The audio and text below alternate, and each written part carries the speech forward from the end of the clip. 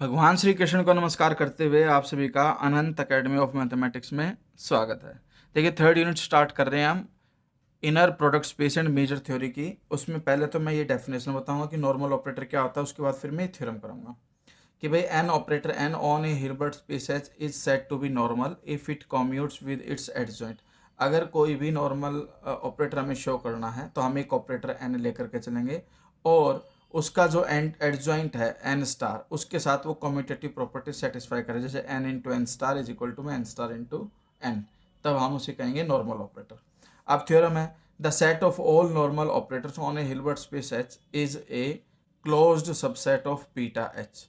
ठीक है, यानी कि जो सेट है नॉर्मल ऑपरेटर्स का हिल्बर्ट स्पेस एच में, तो वो क्लोज सबसेट होगा बेंच स्पेस बीटा एच का, ना यहाँ पे बेंच स्पेस है। ठीक है, which contains the set of all self adjoint operators, और ये सबको जितने भी आपके सेल्फ एडजॉइंट ऑपरेशन को कंटेन करेगा, और क्लोज्ड अंडर स्केलर मल्टीप्लीकेशन।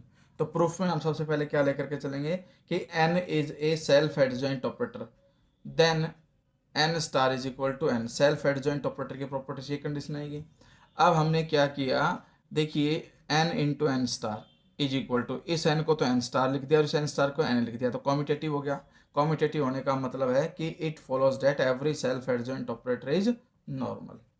फिर let alpha be a scalar and N be a normal operator. Alpha कोई स्केलर है और एन जो है वो नॉर्मल ऑपरेटर है।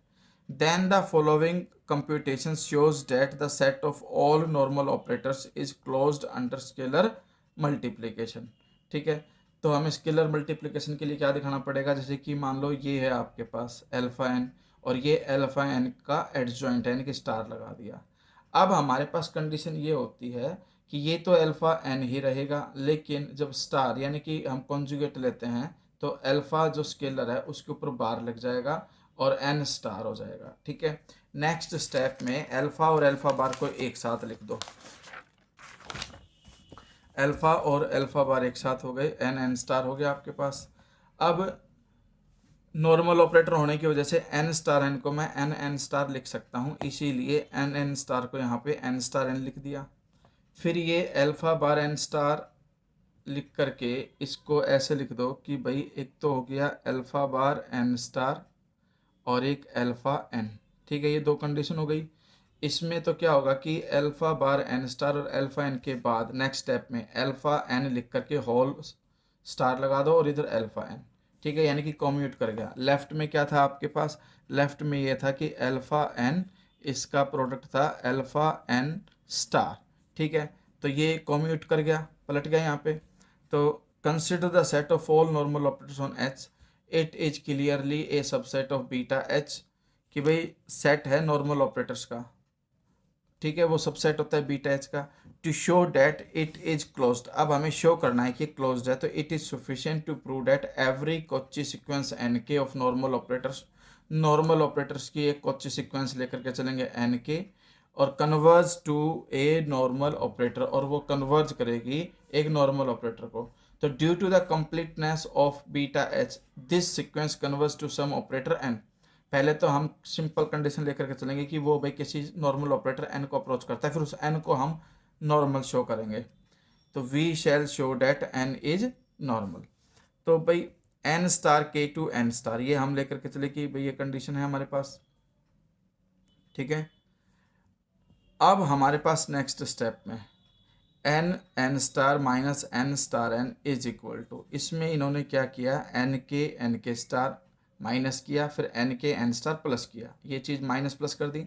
यहाँ पर कॉम्यूटेटिव कंडीशन लेकर के, जैसे कि एन के स्टार को पहले लिखा तो एन के बाद में ये माइनस किया और यही चीज़ प्लस कर दी, और माइनस में एन स्टार एन, यानी कि फर्स्ट ये रहा, लास्ट वाला ये रहा, बीच में ये माइनस प्लस किया, ये माइनस प्लस किया, और फिर लेस देन इक्वल का साइन लगा के पेयरिंग वाइज इनको ब्रेक कर दिया। फर्स्ट टू एक उसमें, सेकंड मिडल टू अलग में, और लास्ट टू एक उसमें। ठीक है, अब ये तो हमारे पास कॉम्यूटेटिव होते हैं कि ईच एन के इज नॉर्मल ऑपरेटर, क्योंकि ये सीक्वेंस जो है वो नॉर्मल ऑपरेटर की सीक्वेंस है, तो इस वजह से ये कट जाएंगे क्योंकि ये दोनों इक्वल होंगे। ठीक है, अब ये कंडीशन आ जाएगी एन एन स्टार माइनस में एन के स्टार, और यहाँ पर एन के स्टार एन के माइनस में एन स्टार एन, यानी कि पहली ब्रैकेट और ये लास्ट वाली, ये कंडीशन लिख दी। अब यहाँ पर एक चीज़ समझिए कि जो एन के स्टार है वो एक नॉर्मल ऑपरेटर है, वो अप्रोच करता है एन स्टार को, उसका नॉर्म लिया हमने। इसका मतलब ये है कि भाई ये आपका किसको अप्रोच करेगा, 0 को। क्यों अप्रोच करेगा 0 को वो मैं बता देता हूँ। सबसे पहले तो देखिए एन के स्टार माइनस एन स्टार अलग अलग स्टार है। यहाँ पे इन्होंने क्या किया, नॉर्म जो ली उसके अंदर अब होल का स्टार आ गया, ठीक है। होल का स्टार आने की वजह से जो एन के है वो नॉर्मल ऑपरेटर की सीक्वेंस है, और एन के जो है वो अप्रोच करता है एन को, क्योंकि इसने बोला है कि due to the completeness beta as the sequence converge to some normal operator N. तो नॉर्मल ऑपरेटर एन को कन्वर्ज करेगी तो इसका मतलब एन के टेंस टू एन, और इस वजह से ये क्या हो जाएगा, 0। और ये 0 होने की वजह से ये वैल्यू क्या हो जाएगी, 0 हो जाएगी। तो सेम वे में हमारे पास यहाँ पे कंडीशन ये आ जाएगी कि जो एन के है वो तो एन को अप्रोच कर रहा है, और एन के स्टार जो है वो एन स्टार को अप्रोच कर रहा है, ठीक है। तो इस वजह से आपके पास जो एन के और एन के स्टार का प्रोडक्ट आएगा वो एन इंटू एन स्टार के प्रोडक्ट को अप्रोच करेगा। तो इस वजह से ये ब्रैकेट भी 0 और ये ब्रैकेट भी 0 हो जाएगी। और इस वजह से जो लेफ्ट में था एन एन स्टार वो किसको अप्रोच कर जाएगा, एन स्टार एन को। तो इसका मतलब ये दोनों इक्वल हो गए, और दोनों अगर इक्वल हो गए तो जो एन है वो आपका क्या हो गया, नॉर्मल। तो जो हम सीक्वेंस लेकर के चले अब वो अप्रोच करती है एन को, और एन को हमने नॉर्मल शो कर दिया, तो इसका मतलब ये क्लोज्ड हो गया। यही हमें इसमें वेरीफाई करना था।